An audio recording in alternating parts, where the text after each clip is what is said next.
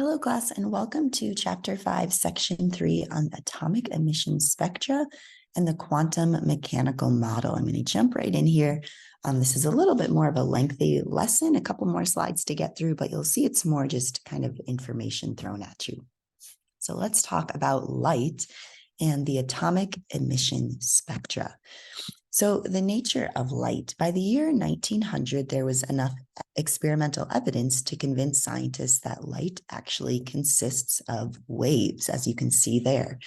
The amplitude of a light wave is the wave's height from 0 to its crest, and the wavelength, represented by the Greek letter lambda symbol, which is kind of looks like an upside down Y, is the distance between crests. So amplitude is the wave's height from 0 to the crest, and lambda is the wavelength between crests. The frequency, represented by V, which is known as the Greek letter nu, is the number of wave cycles to pass a given point per unit of time, and the SI unit of cycles per second is called the hertz. So if we get to an equation, so the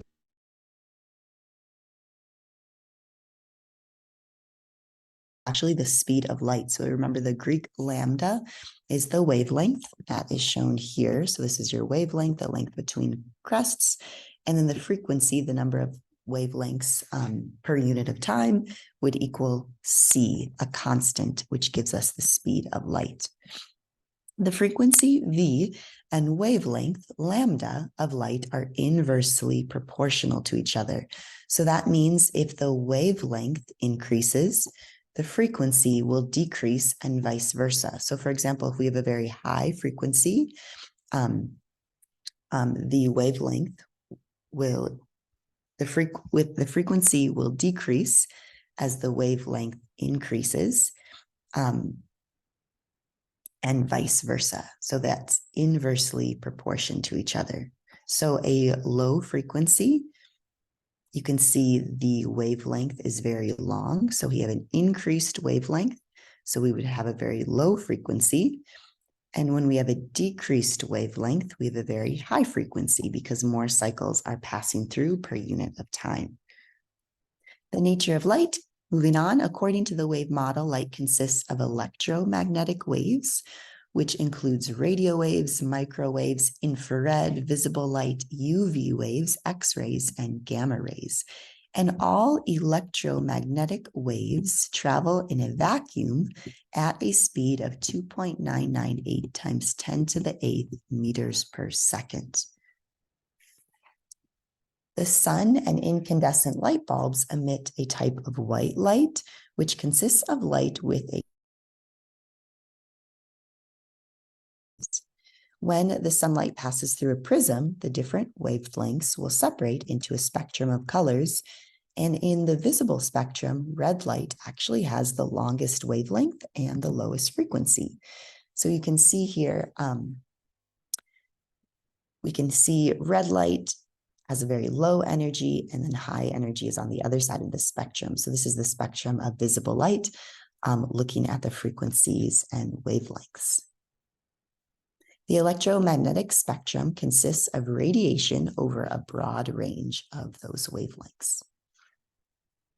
When atoms absorb energy, their electrons move to a higher energy level, and these electrons will lose energy by actually emitting light when they return to the lower energy levels.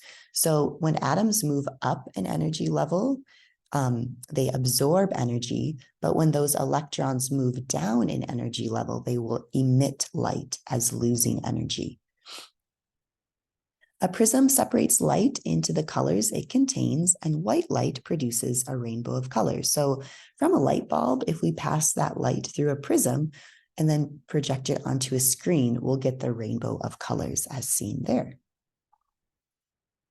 Light from a helium lamp produces very discrete lines. So a helium lamp, light passed through a slit in a prism, will produce very discrete lines as shown here.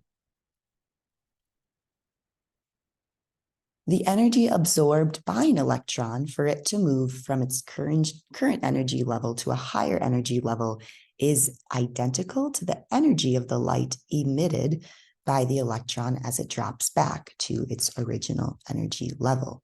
And the wavelengths of the spectral lines are characteristic of the element, of the specific element that is being talked about. And they make up what we call the atomic emission spectra. So we're seeing how light and atomic emission are connected. So we get an atomic emission spectra when we're talking about electrons moving up and down their energy levels and emitting and absorbing light energy. No two elements have the same emission spectra because every element is different because they have different numbers of electrons, as we know.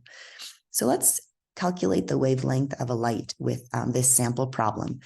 Let's calculate the wavelength of the yellow light emitted by a sodium lamp if the frequency of radiation is 5.09 times 10 to the 14th hertz, also known as 5.09 times 10 to the 14th per second.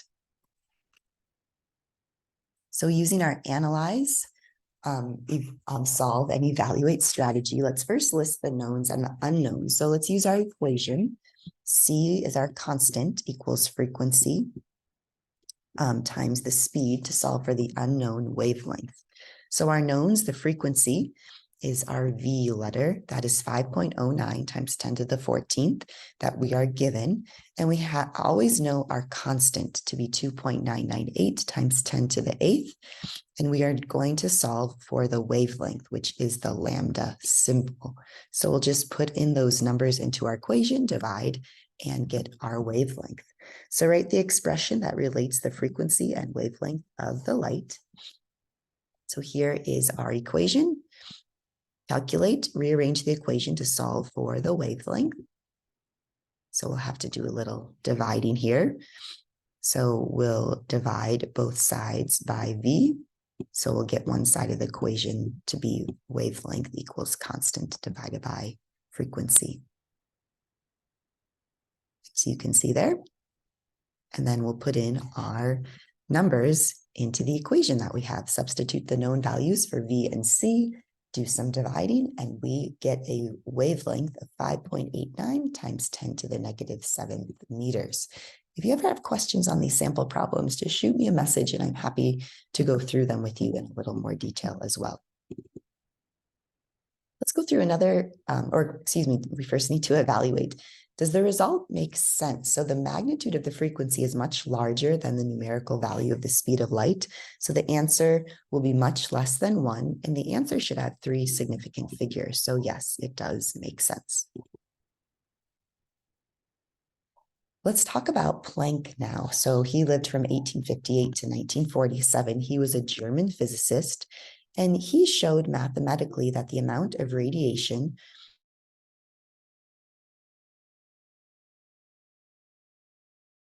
quantum absorbed or emitted by a body is proportional to the frequency of that radiation, or V. So here we have kind of this equation, which is going to relate these variables he's talking about.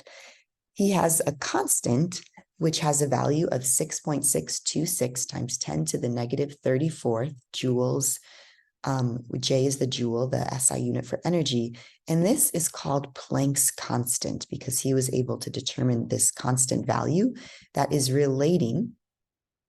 I'm just going to go back to the previous slide. That's relating the radiant energy and the frequency of radiation. So he was able to come up with this Planck's constant, which is a very important number that you should kind of have in your toolkit of constant numbers and variables. So Planck's constant relates to H in this equation, and it's equal to joules. Albert Einstein, famous, he actually used Planck's quantum theory to explain the photoelectric effect. And in the photoelectric effect, electrons are ejected when light, and I just have to take my PowerPoint and exit out of it because I can't see the slide here.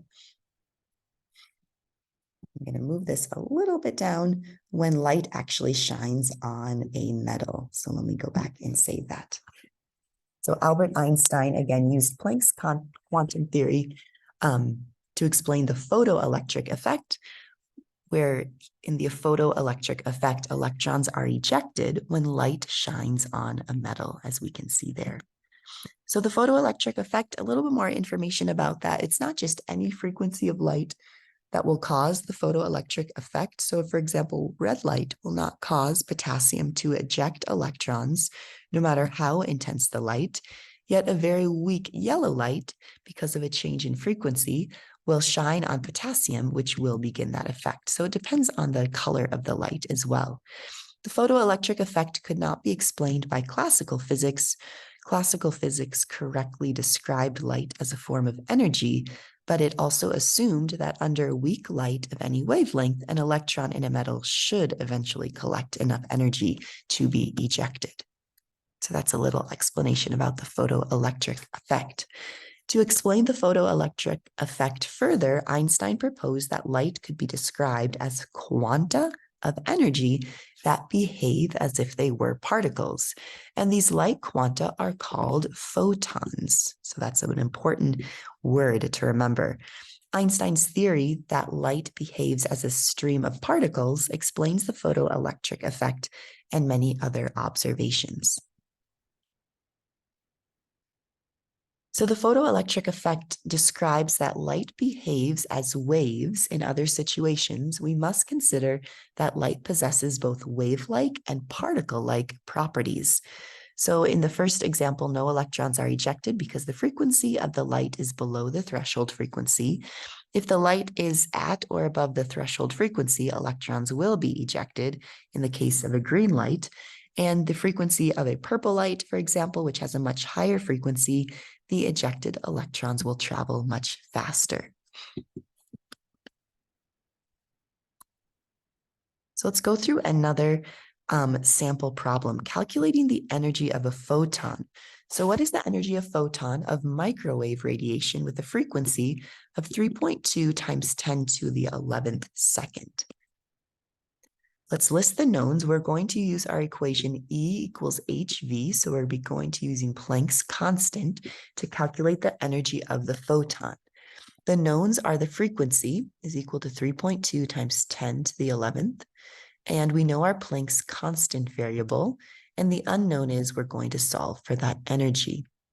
So pretty simple. We're just going to plug and chug, as I like to say. So right, the expression that relates the energy of a photon of radiation and the frequency of radiation. So E is equal to hv, and we're going to plug in our knowns. E is equal to hv. Let's put in our frequency and Planck's constant and multiply.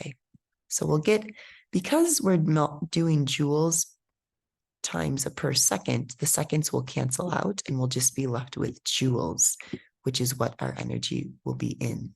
So energy will be equal to 2.12 times 10 to the 22nd, negative 22nd joules. Evaluating, does this make sense? Individual photons have very small energy, so the answer does seem reasonable that it would have a very small energy. I mean, to the negative 22nd is lots of zeros, very small. When an electron has its lowest possible energy, the atom is in its ground state. And in the ground state, the principal quantum number n is 1. An excitation of the electron by absorbing energy will raise the atom to an excited energy level like 2, 3, 4, 5, 6, and so forth. A quantum of energy in the form of light is emitted when the electron drops back down to a lower energy level. So the light emitted by an electron moving from a higher to a lower energy level has a frequency directly proportional to the energy change of that electron. So again, if an electron moves up an energy level, it absorbs light energy. And if an electron moves down an energy level, it will emit light energy or let go of it. So let's look at this picture showing energy levels of hydrogen, showing the visible light transitions of the hydrogen atom.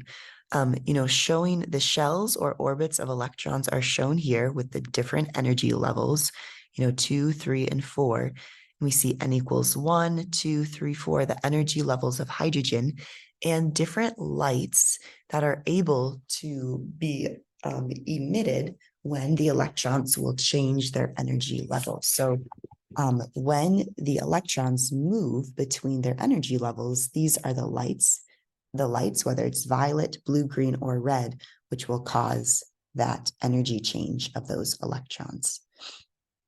3 groups of lines in the hydrogen spectrum correspond to the transition of electrons from higher energy levels to lower energy levels. So again, these are showing the energy levels that are causing the difference or change of electrons moving between their energy levels.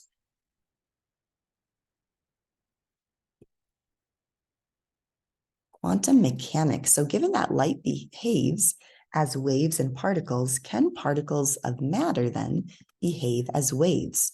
We have Louis de Broglie referred to the wave-like behavior of particles as matter waves, and his reasoning actually led him to a mathematical expression for the wavelength of a moving particle. So the wave-like nature of matter. Today, the wave-like properties of beams of electrons are useful in viewing objects that cannot be viewed with an optical microscope. The electrons in an electron microscope have much smaller wavelengths than visible light, and these smaller wavelengths will allow a much clearer, enlarged image of a very small object, such as this pollen grain that is possible with an ordinary microscope, for example. Classical mechanics adequately describes the motions of bodies much larger than atoms, while quantum mechanics describes the motions of subatomic particles and atoms as waves. So that's what quantum mechanics describes. The Heisenberg uncertainty principle states that the position of a particle at the same time, and this limitation is critical when dealing with very small particles like electrons, but it doesn't matter for ordinary sized objects like cars or airplanes. Because they're much larger, we're able to know both their velocity and position. Electrons, because they're so small, it's much harder to know both at the same time.